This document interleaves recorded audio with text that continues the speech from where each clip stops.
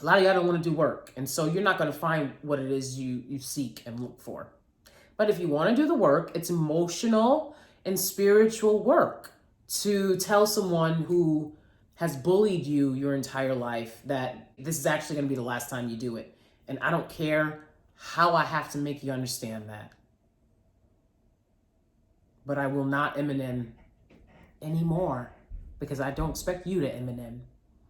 And I leave all the space for other women to flourish in their femininity. But you'll find, because they don't know how, they will shut down the option for you to have femininity. You'll be, oh, why your nails like that? Why you this? Why you that? Why you wearing all that? Oh, I wish I could afford blah, blah, blah. Cut it. Cut it. The passive aggressiveness is trash.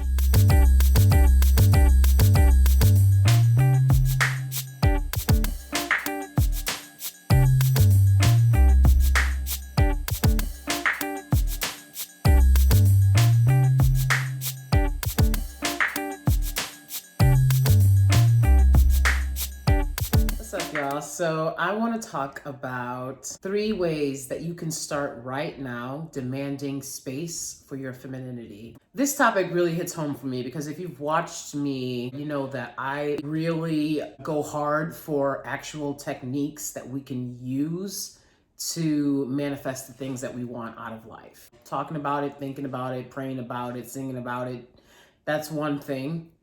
But, help me out. Right? It's like, what did you do? What do you do? Right? And I know I didn't feel like anyone really helped me, and I just kind of learned from different people around me as I went along. You could almost say there's certain rules to it, but mostly, I had to learn a lot about my femininity by myself. I'm thankful for the things that my great-grandmother taught me, but at the same time, what your great-grandmother teaches you, which is a lot of things, there's a lot of things that you can learn from your mother and, other women around you that I didn't get to have. So especially growing up in foster care, because there was definitely this like Cinderella type behavior that foster parents would put on me and myself personally, because I was so, I guess as a kid, you could say I was more of an A-type personality. And so they really wanted to pick on that and break that down, right?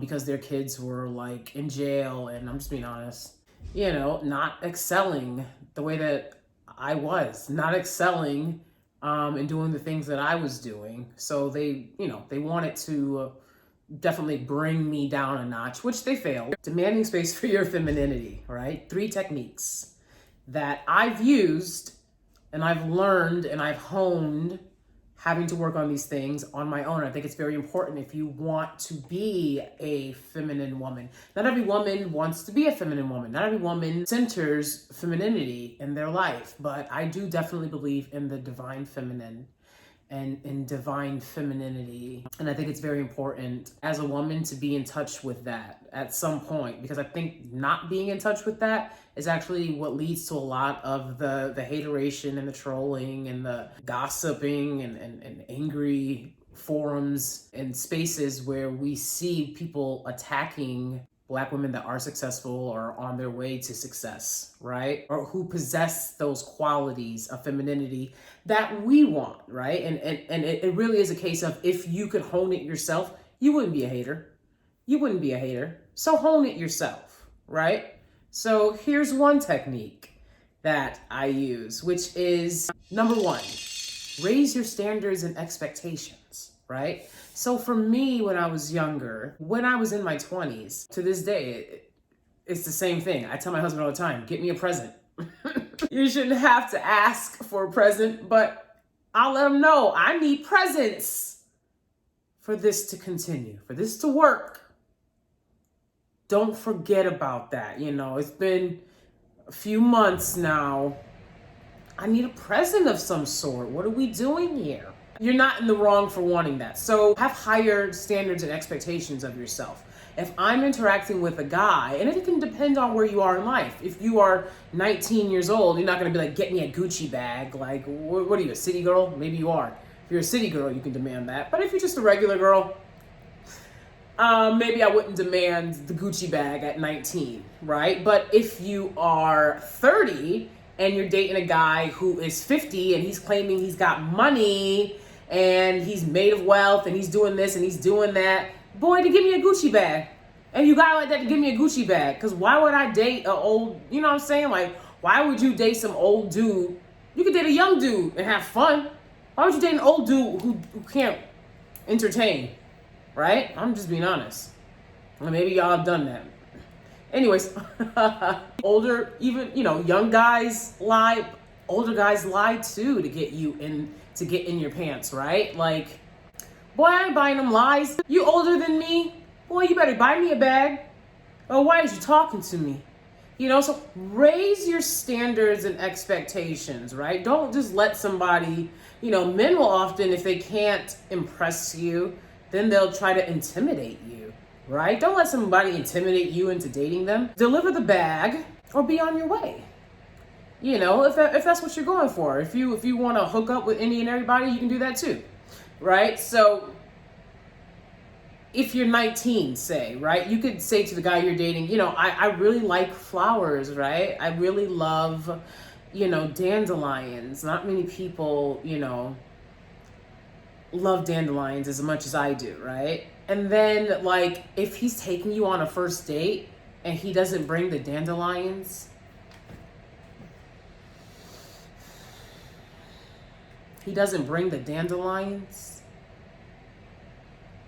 it's over. It was really that simple.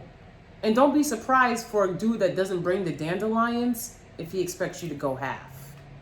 You see what I'm saying? Like, if anything, that's a complete waste of your time, because women want to be wined and dined. So raise your standard and expectations. Of course, this goes back to one of the things I primarily say on this channel, have been saying for years, and y'all want to sleep on it because y'all don't want to do it, which is be alone. Be alone until you get what you want. Deliberately be alone. But see, a lot of y'all got tricked into relationships and intimidated into relationships and bullied into relationships, and now you're angry. Now you're angry at the ones that are strategic about it. It's not cute. Okay, number 2. Shy away from and or outright refuse to do arduous, scary, and or dirty things. This will also go into my number 3 point as well. So, like, I've always been afraid of spiders, right? But I had a family member, literally, there was a spider and I asked her boyfriend to kill it, and she was like, do it yourself. And that's when I knew, like, this is a woman who will always be doing shit for herself, because why would I do it for myself when there's a grown-ass man here? Why? And it's like, okay, don't get it twisted. I can kill an ant by myself. I can squash a few bugs by myself. But if there's a man around, I'm gonna ask a man to do what a man do. Not a lot of women can do that, right? They're like, what if he thinks this? And who cares what he thinks? That's your first problem. How's your bank account? How's your credit score? How are those student loans coming? Who cares what some random guy who doesn't pay not one bill thinks? So y'all gotta get over that. And y'all really care about what these dudes think. Let's be honest, because you can tell from, like, the really, like, overdone looks that a lot of times people have to have. I mean, I love playing with makeup. You guys see me playing makeup all the time on here, playing with wigs, playing with different looks. I love it. But if you gotta look so hyper feminine and hyper wealthy and hyper chic because the dude next to you has got diamond earrings and he's flossing and he doing all the most, and he not a rapper, he not getting paid to look like that, then why? You see what I'm saying? Like, you have to determine if that's something that you want, if that's a relationship for you, if that's a relationship that you want to pursue, a relationship where the man is very much concerned with how he looks and how he shines. Dudes are entitled to their swag, but let it be low key. If you're a cis guy, let it be low key, your swag. That's just my thoughts about it, okay? So, like, I refuse, for example, like, I'm not really about that pumping gas life, I've pumped gas, probably I could say probably a dozen times in my life. And I got my license very late. My husband and I drive together. Like, he always drives. Like, I never drive my husband. What do I look like? Morgan Freeman? Why would I drive a man? I see y'all driving these dudes all the time. Maybe because he can't be behind the wheel of your car. I don't know. But, so like refusal of services, right? I refuse to do, if I have to, because I have no choice, because there's no gas in the tank. And even then, when I get to the gas station, right, as I told you guys before, there's usually some, decent, nice worker, employee, or, guy that doesn't come off creepy, that's willing to help. Take help when people offer it. None of that, I got it. No, I'm good, thanks. I'm good, thanks. I don't believe in that. I've had guys, be like, do you need help getting a loaf of bread up from a higher shelf in the grocery store? Do you need help getting a loaf of bread from the higher shelf in the grocery store? Yes, I do. Why would I do it when he can do it and he wants to do it for you? You have to not only demand those types of services, but when they come along, you have to accept them. And a lot of y'all don't know how to do that. So work on it. I'm just telling you 3 techniques that you can use to demand space for your femininity in a world that wants to tell you that essentially there's no value to your femininity as a dark-skinned Black woman. As far as my life is concerned, for example, because I can only use myself, no one in my life, in my childhood through adulthood, no family or friend ever really made room for my femininity. It was always an expectation of, you're the dark-skinned one. I was told if I wanted to be a part of an event that you generally put family in, well, you can help build things around the house. Like, why would I help build things around your house to be a part of a family event? I've never known a white woman that had to do something like that. You know what I'm saying? But that's like this expectation of, well, if you want to be part, well, you didn't want to grab a hammer and nails. I don't do hammer and nails. It's just that simple. I don't even push the grocery cart at the grocery store. If I go with my husband, he pushes the grocery cart. But that's because I'm a germaphobe. It's not because I'm like, but also it's like, it gets heavy, right? So why would I push it? He can push it, And then like he carries all the grocery bags. I'm just being honest. Like, if there's labor and work to do and a man is around, he should do it. Now, you expect women to do house chores. He doesn't have to ask me to wash a dish or fold his clothes. It's done. So when it comes to the garbage being taken out, a lot of dirty, more of the disgusting jobs, like more disgusting things than with the animals. One of our cats that has a lot of hairballs. He's constantly hairball. It sucks. It's disgusting. I'm not dealing with it because it's just really disgusting to me, and I'm a germaphobe, and I don't like disgusting things. So the man that's in my life, he takes care of that. If there's a spider, the man that's in my life, he kills it. And I can never see me saying to another woman, do it yourself. If she asked my husband, you know how many times people have asked my husband for business advice? Women. And I've been like, yeah, sure, connect and get together and do it, get whatever advice you need. Of course. Happy to help. Right? A spider, you don't want your boyfriend to help kill a relative of yours, a spider that y'all all would have to deal with, but for you killing it. It doesn't make any sense. That brings me into my third point. Refusing Eminem services. And if you watch my videos, you know what an Eminem is. If you don't know, check out my video, Don't Be an Eminem, and you'll know. Refusal of Eminem services, right? So that's just point blank period. And that goes for any and every one. I'm not gonna do Eminem services. And when you're in a marriage, you gotta do a lot. But I'm not gonna do Eminem services. I'm not going to mule and do the brunt of the work for nobody. Your children, co-workers, family members, refusal of Eminem services.